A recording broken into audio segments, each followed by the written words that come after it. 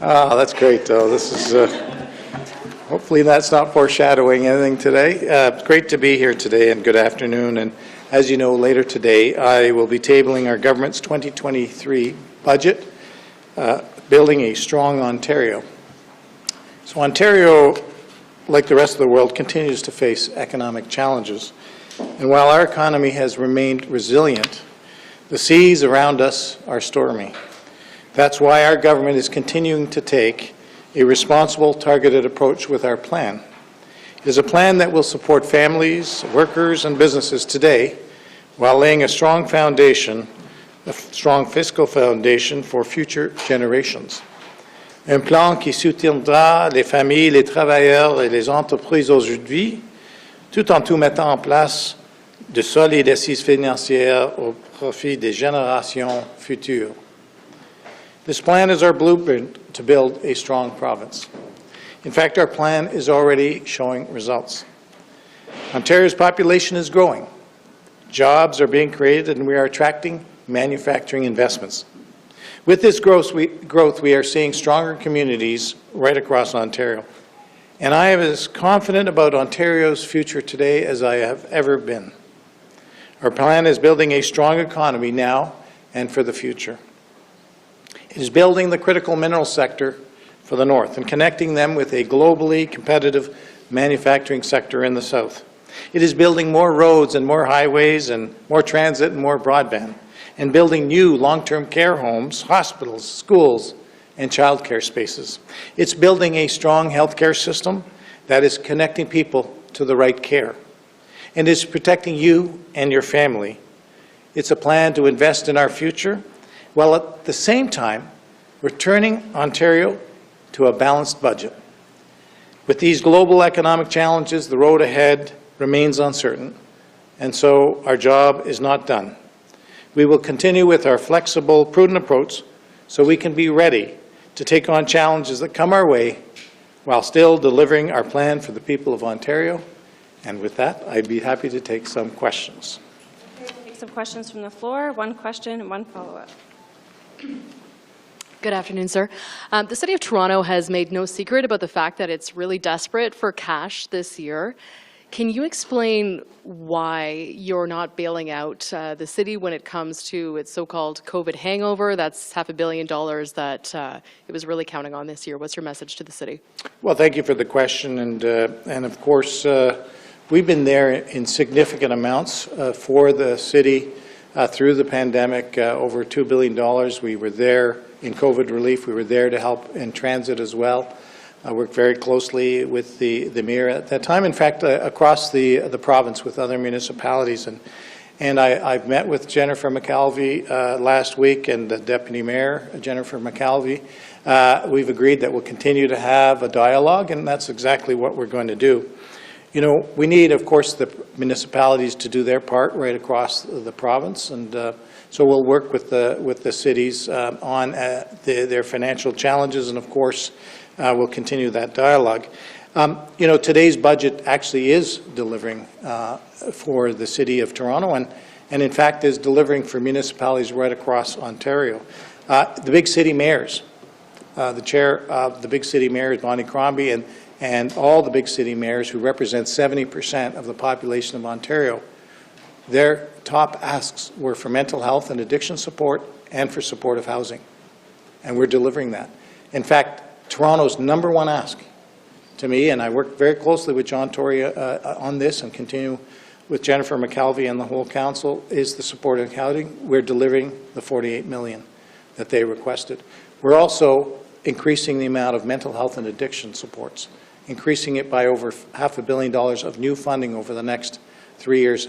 And a big part of that is increasing the base funding for community associations that deliver mental health and addiction support right in the community, which will benefit the people of Toronto and the large municipalities who have a lot of challenges right across this province with mental health and addiction.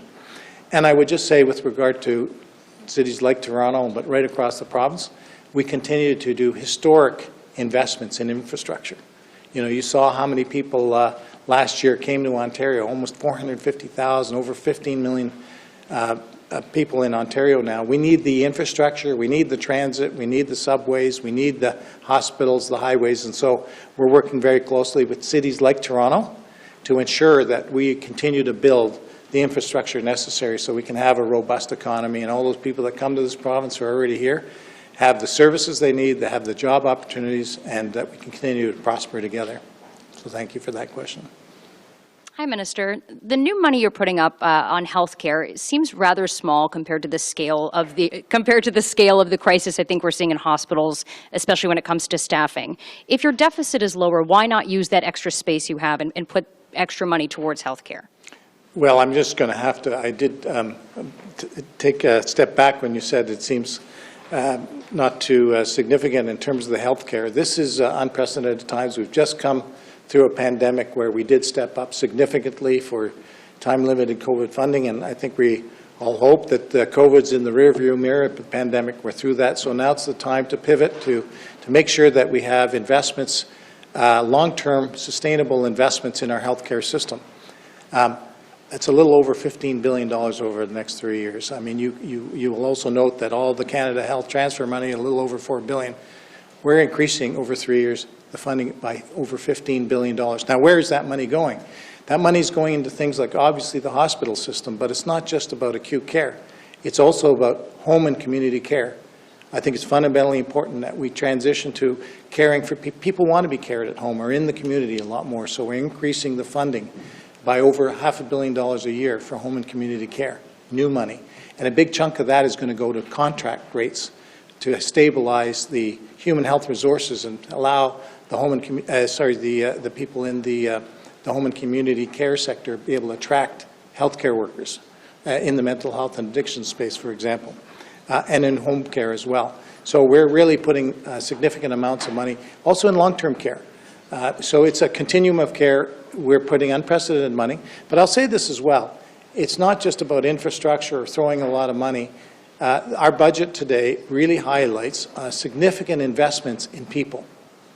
And, you know, we just can't keep doing the same thing. So I'll give you some examples. We're putting a lot more money into the extern program. I've been through a lot of hospitals.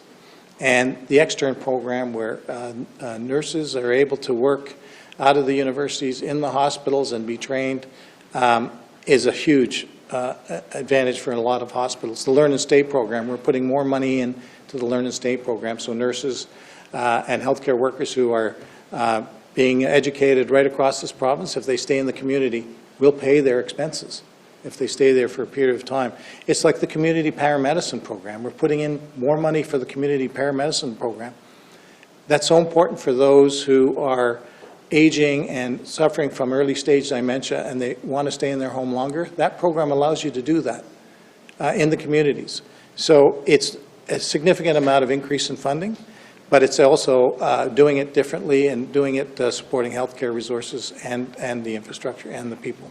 I know you were asked about this yesterday before you could share your budget with us. Why did you choose, seeing it now, why did you choose not to do any targeted measures for Ontarians to help them deal with the cost of living? I know everything you've done already, but why is there nothing new to tackle that in this document?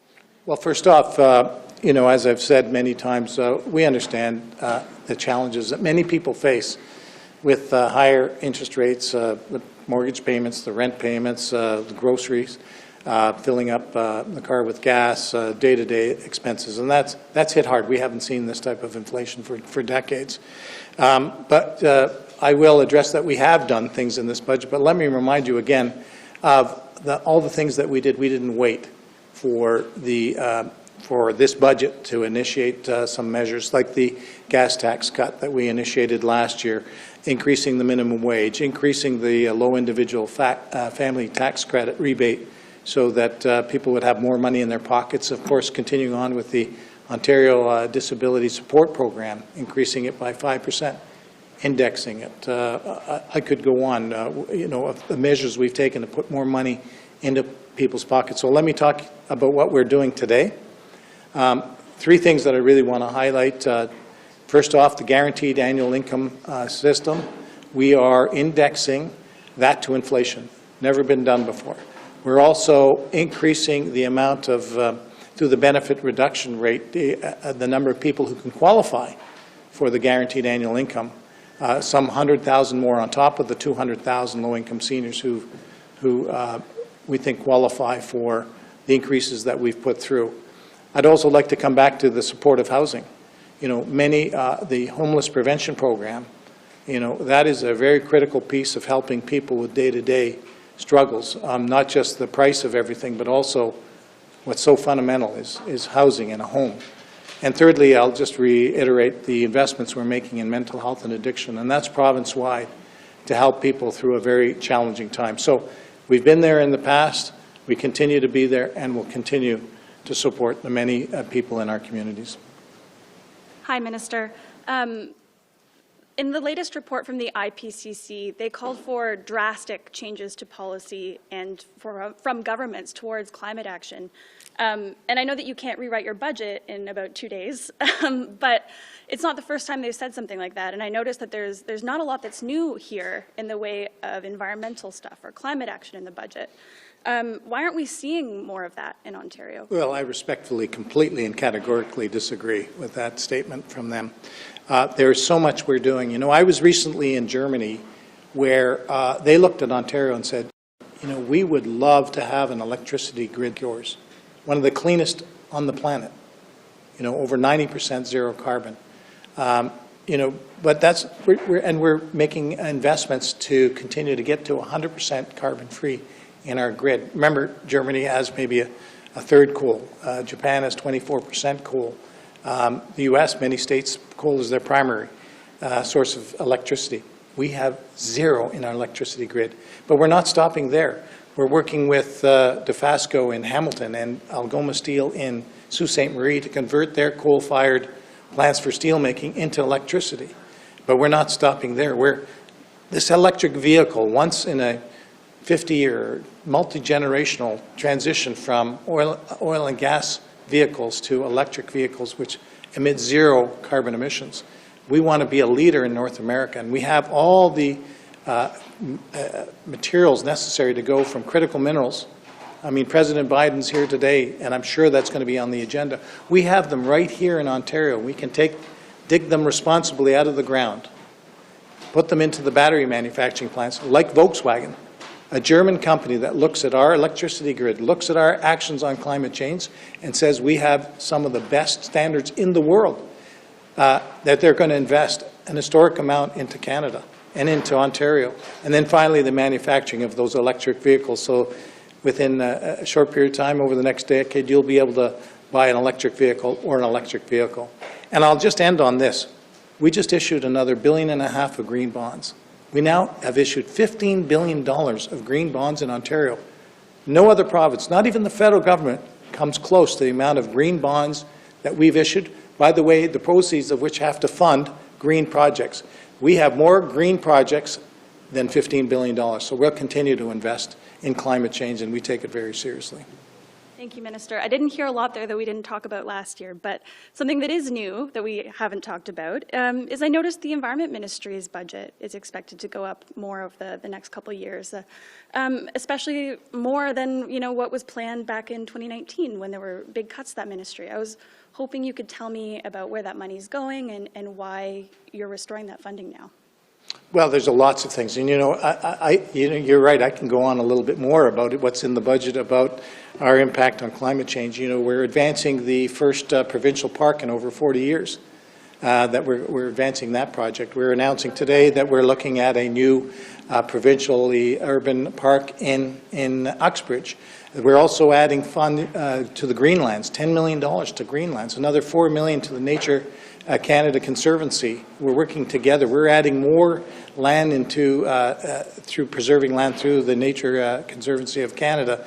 And don't listen to me. Go talk to them. The types of things we're advancing to impact climate change. So there's a bunch of new things in this budget. And don't forget, budget is not one and done. It's a continuous evolution that will continue to make those investments to have the greenest economy, not just in Canada, not just in North America, but in the world. Thank you. Bonjour, Monsieur le Ministre. Émilie Goujon-Pelletier du journal Le Droit. J'ai une question de la part de mon collègue Jean-François Dugas. Vous répétez souvent que votre gouvernement est favorable aux franco-ontariens, aux francophones dans la province. Comment est-ce que vous expliquez qu'il n'y a aucun financement ou projet destiné aux francophones dans le budget pour une deuxième année consécutive? Merci pour la question. Il y a toujours, pour tous les Ontariens, on dépense beaucoup d'argent pour bâtir Ontario, pour créer les emplois. Et c'est vraiment avec les 700 000 franco-ontariens dans cette province. Et j'étais il y a quelques semaines, j'étais à l'école secondaire Ronald-Marion dans ma circonscription, pour augmenter les espaces pour les enfants. 49 plus d'espace pour les enfants childcare dans cette école, parce que ça c'est une autre chose qu'on fait pour les écoles comme ça. Et partout la province, oui, on continuera de bâtir des espaces, des écoles pour les Français.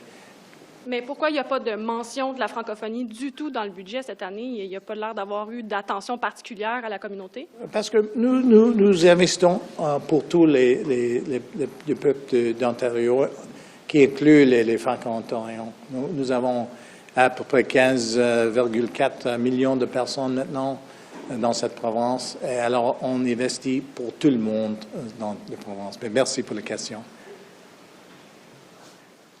Hi, Minister. I'm going to first raise the mic. And I'll just stick to one question. The housing starts projections, they are well below what the government is going to need to get to the 1.5 million homes in 10 years. Can you talk a little bit about the factors that have led to the projections at those relatively low levels, and what sort of measures, new measures, are in the budget to help augment those numbers?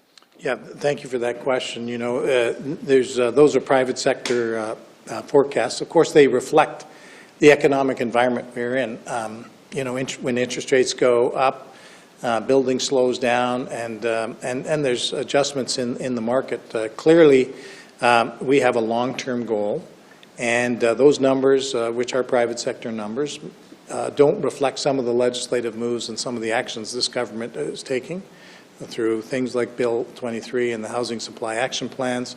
And one thing is certain, is we're not going to relent on, regardless of the economic environment, regardless of the environment for construction, to continue to build and support building. In fact, I'm thrilled that most of the municipalities, virtually all the municipalities, have passed, in some cases, unanimous motions to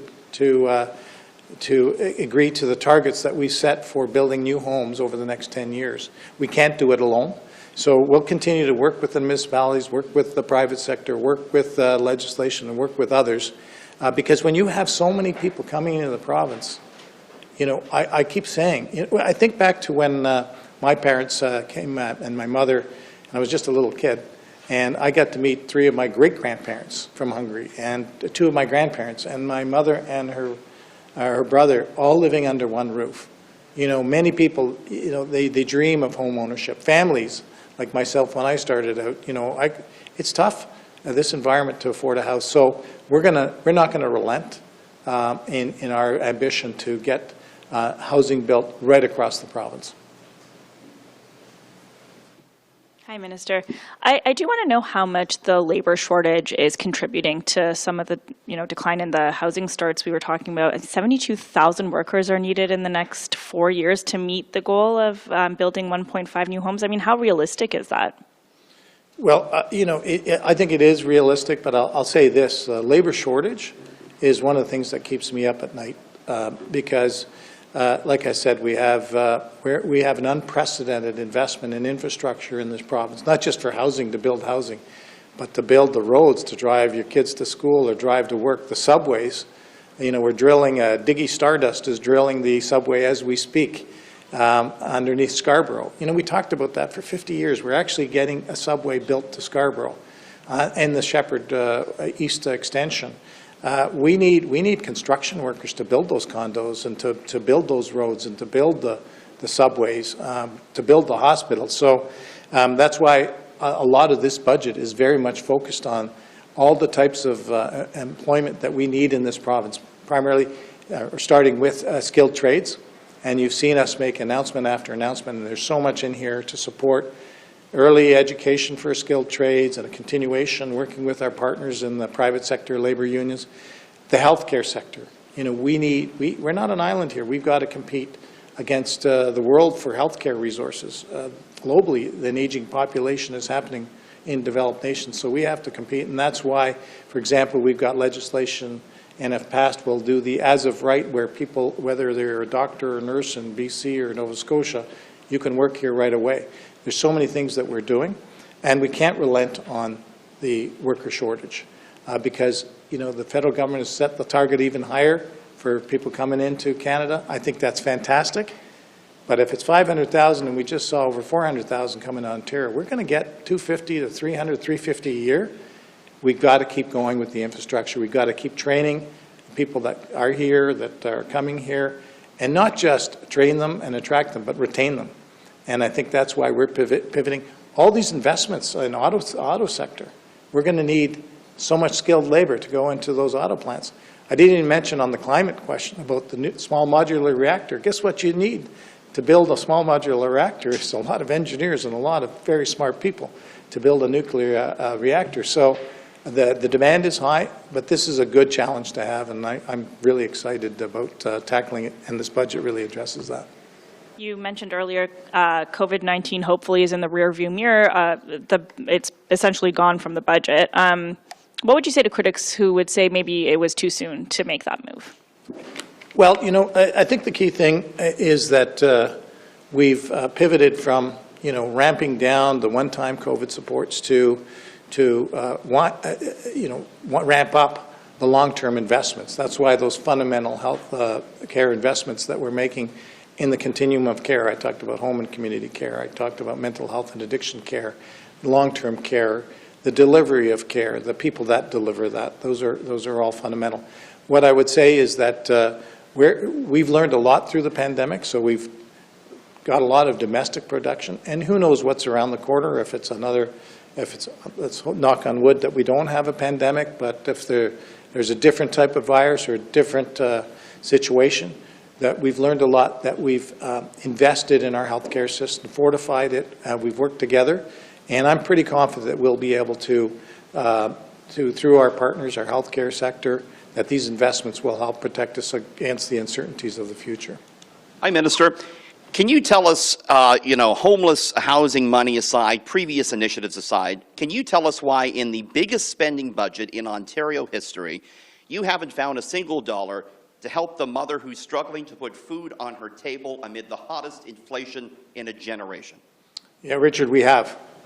We have programs that continue, that we didn't wait till today to put money into that woman's pocket.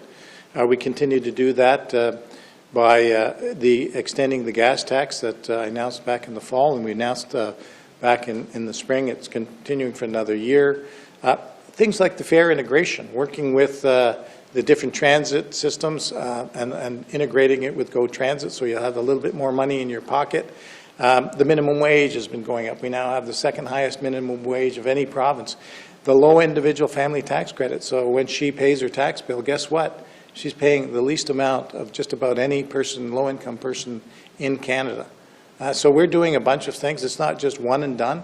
Could be that woman could be a low-income senior. It could be someone who's on Ontario disability. So there's a range of things that we've been doing in the past, and will continue to do. And then there's many people like supportive housing, as I mentioned, and the helping the homeless through the homeless prevention program. It's not just one thing; it's a continuum of thing. And by the way, when we do these initiatives, we preserve all the other programs that go along to provide support to that woman. Can you tell us why, in the biggest spending budget in Ontario history, you're doing away with 3 paid sick days for workers who don't have them? And sir, can you tell us, are you in favor of that move to do away with those 3 paid sick days? Yes, and the reason is that it was a time-limited, very targeted to get us through a very challenging time through the pandemic. It did what it was supposed to do, but now we're pivoting to, grow this economy, to build good jobs, to get more infrastructure, and to really have, bigger paychecks for people. So as we grow this economy, as we get more prosperity in this province. That's going to benefit everybody. And I'm very excited about that. I go back to just an example, like the Volkswagen investment in St. Thomas. Think about all the labor that's going to help all the workers in that region, the amount of investment that's going in that's going to raise, good jobs, good paychecks for many of the families. What's that? Going to work in your sector. Hi there. We're seeing corporate tax breaks in this budget. Why is there no tax break for individuals? Well, as I said, there have been tax breaks through the low individual and family tax credit, which I doubled, which now people, as they file their tax return again this year, are going to see that money that's coming around. I'm sure you're thinking about filing your taxes.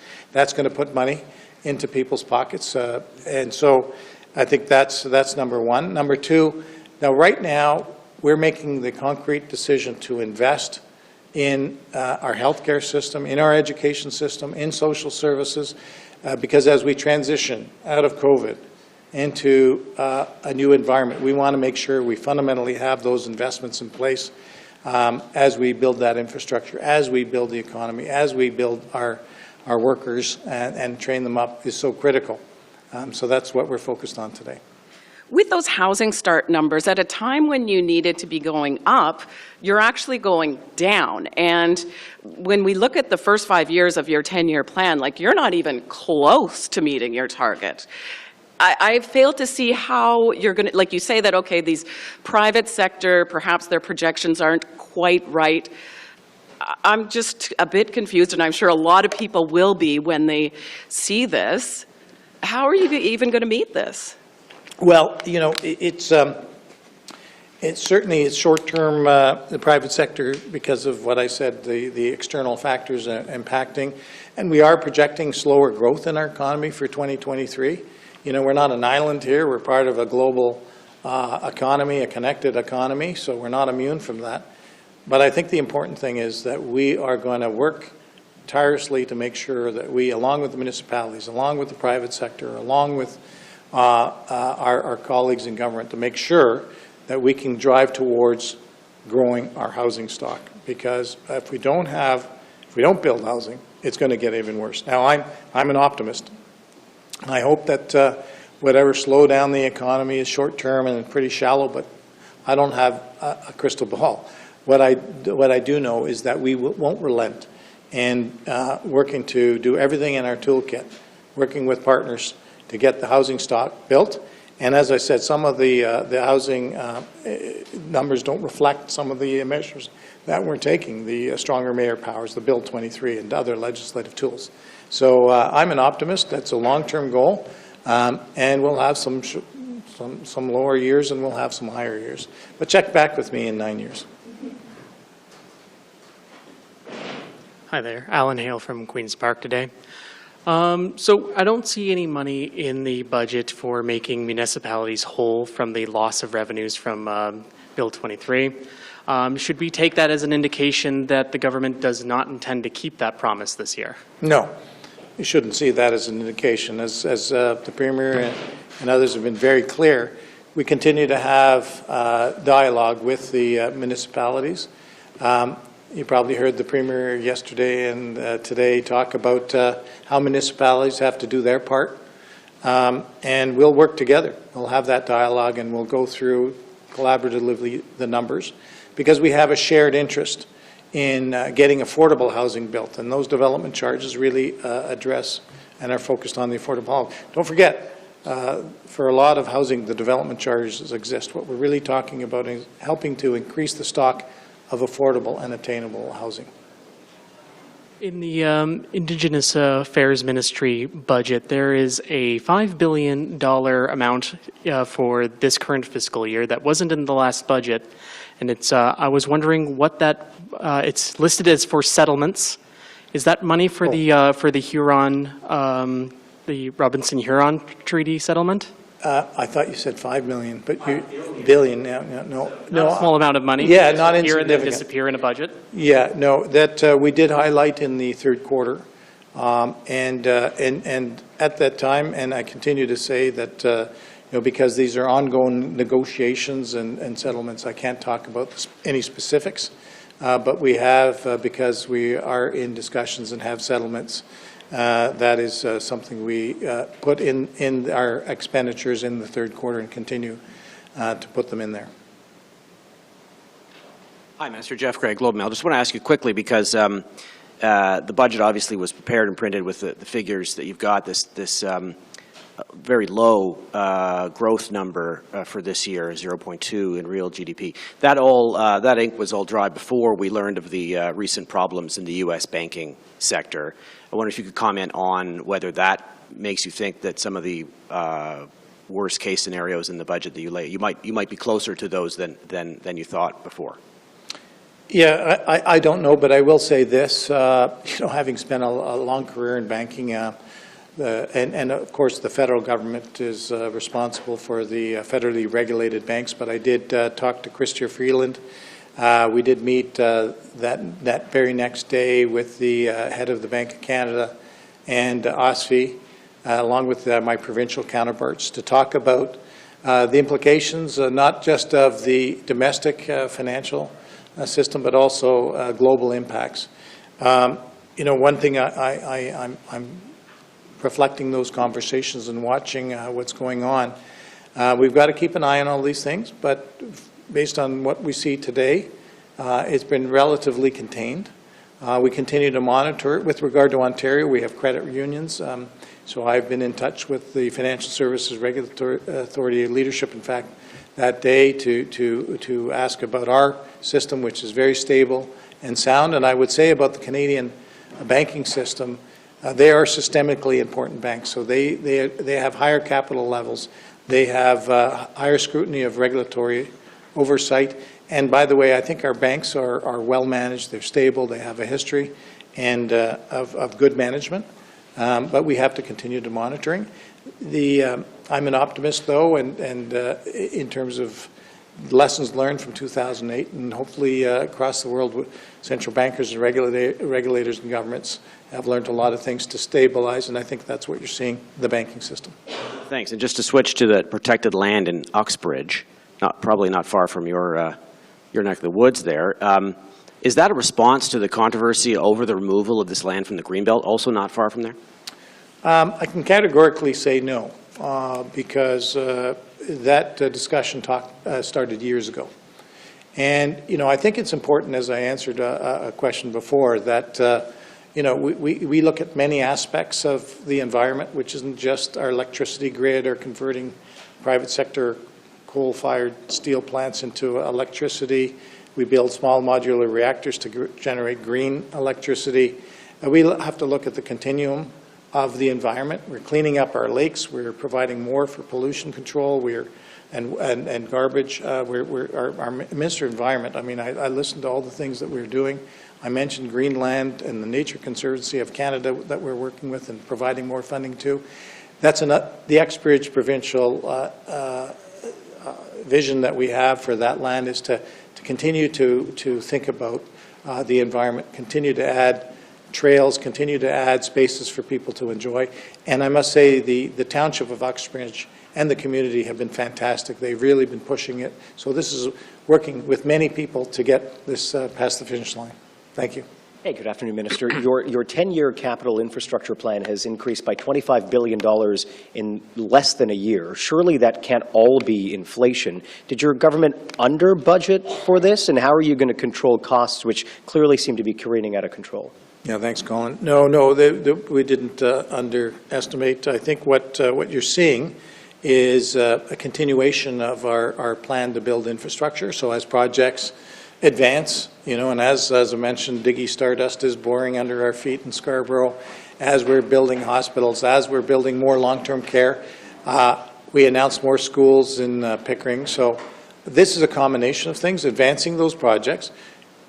There are cost pressures. There's no question about that. You'd have to be living under a rock not to see the supply chain, the cost of supplies, the cost of labor in the market. But one thing I've learned, a few things over the years, is that with infrastructure, you have to have a long-term view to continue to build and to put aside the costs. So I don't think it's a question of planning. It's just a recognizing that we're advancing these projects.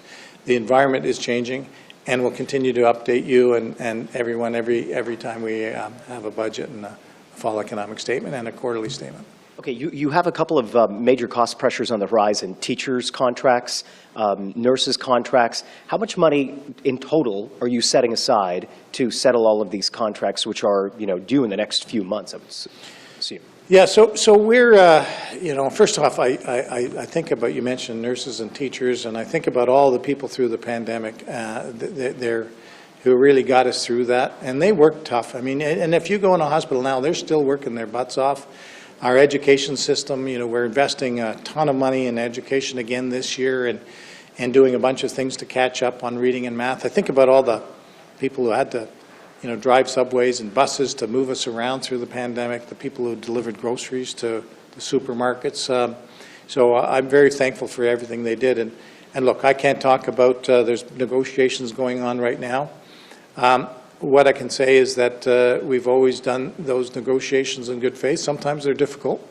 I've got to, on one hand, respect the taxpayer, and on the other hand, achieve the needs of the workers in this province. So those are conversations that continue.